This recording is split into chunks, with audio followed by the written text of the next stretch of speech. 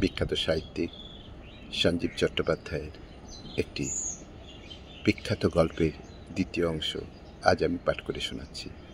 গল্প বিশ্বাসে মিলাই বস্তু, তর্কে বহুদূর। শুরু করছি। আমাদের ঘড়ি আলাদা, আপনাদের মাঝরাতে আমাদের দিন হয়, এই বলে মৃত গোরা চলে গেল। আমি ভাবছি, এই যে ফ্ল্যাট হয়ে তক্তার মতো ভাসাতে ভাসাতে ভূত গোরা আমায় নিয়ে এলো। লোডশেডিং হলেও কেউ কি দেখেনি? ঠিক দেখেছে। পরের দিন সত্যেন বাবা চেম্বারে এসে হাজির, সব লাল, কপালে এতখানি লাল টিপ, বিশ্বব্রহ্মাণ্ডের যত মালা গলায় ঝুলছে, হাতে হাড়ের হকি স্টিক, চেম্বারের ভেতরে সব লাল। এ সময় লালজি আমার সামনে বসেছিলেন।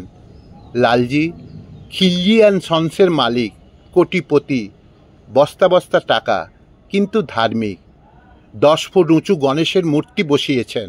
লোকে বলে বেড়ে গণেশ। লালজির মুখে 24 ঘন্টায় পান থাকে, আলতোভাবে চিবোচ্ছেন। সত্যেন বাবাকে দেখেই লালজি লাফিয়ে উঠে কিছু বলতে চাইলেন। খানিকটা পানের রস বেরিয়ে বুকের কাছে লেপটে জামায় একটা ডিজাইন তৈরি হলো। সত্যেন বাবা বললেন, ডাক্তার, ডুবে ডুবে জল খাওয়া হচ্ছে। আমি সব সিদ্ধাই পেয়েছি, শুধু ওইটাই পাইনি যেটা তুমি পেয়েছ, শূন্যে বিচরণ। আমি দেখে ফেলেছি ডাক্তার, অন্ধকারে আমার চোখ জ্বলে। মঙ্গোলিয়ায় আমি টানা 1 বছর মার্জার সাধনা করেছিলুম। গুরু বলেছিলেন, সারাদিন ওং ওং নয়, ম্যাও ম্যাও করবে। ডাক্তার, এবার তোমাকে আমি গুরু করব, শূন্যে ভ্রমণ। একবার আমার মনে হয়েছিল পারবো, কেন পারবো না। একতলার ছাদ থেকে বেগুনের মতো ভেসে ভেসে সামনের মাঠে নামব। যেই 1 পা বাড়িয়েছি, ডিগবাজি। সামনের মাঠে চিৎপাত, ঠ্যাং ভেঙে হাসপাতালে। কাল আমি তোমাকে দেখলুম শরতের মেঘের মতো ভাসতে। হিংসায় আমার চিত্ত চিতার মতো জ্বলছে। ডাক্তার, আর ডাক্তারি নয়, নামকরণ করে আমার পঞ্চমুণ্ডিতে বসে পড়ো। দুজনে জড়াজড়ি করে আকাশে উড়ব, আর জয়তারা জয়তারা বলে হাঁক পারব। আর যাই কোথায়। লালজি লাফিয়ে উঠল, আমি ইনভেস্ট করব 1 crore ক্যাশ। মহারাজ, আমাকে আসমান ভ্রমণটা শিখিয়ে দিন, যত টাকা লাগে আপনাকে দেব, বিলকুল হোয়াইট। আমাকে হরদম দুবাইয়ে যেতে হয়, এয়ারে বহুত চেকিং। একটা প্রশ্ন, স্পিড কতটা, ঘন্টায় কত মাইল? বোঝো ঠেলা। গোরা এমন কাণ্ড করল, উপকার না অপকার?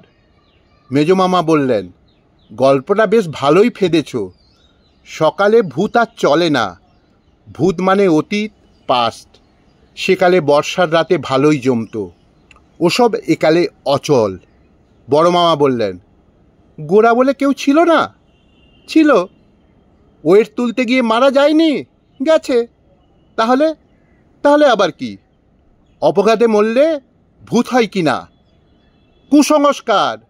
মানুষ মরে গেলে তার আর কিছুই থাকে না, সে যেভাবেই মরুক।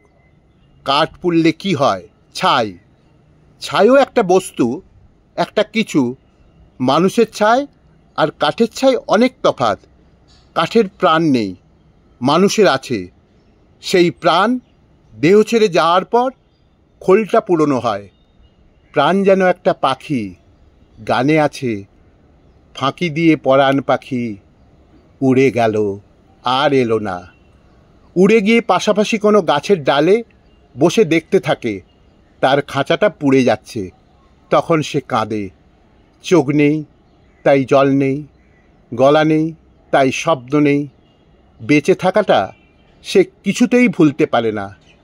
তখনই সে ভূত হয়। অধ্যাপক মশাই, আমার একটি প্রশ্ন। শ্রী শ্রী রামকৃষ্ণ পরমহংসদেবের নাম শুনেছেন? দক্ষিণেশ্বরের মা ভবতারিণীর মন্দিরে গেছেন কিনা জানি না। পরমহংসদেবকে অবতার বলা হয়। এই কালীবাড়ি পঞ্চবটী তার সাধনভূমি। সে তুমি মানো আর নাই মানো। মেজমামার প্রতিবাদ। এইভাবে টেরা বাঁকা কথা ব্যঙ্গ করে বললে আমি উঠে চলে যাব। What is this? মাসিমা বললেন, এই শুরু হলো দুজনের তরজা। এরা কেউ সহজভাবে কথা কইতে শেখেনি। দুটোরই প্রচণ্ড অহংকার, দুটো হুলো বেড়াল।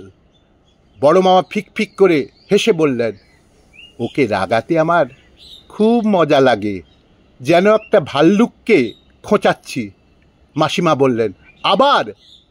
আচ্ছা আচ্ছা, সরি সরি, আচ্ছা আচ্ছা, সরি সরি।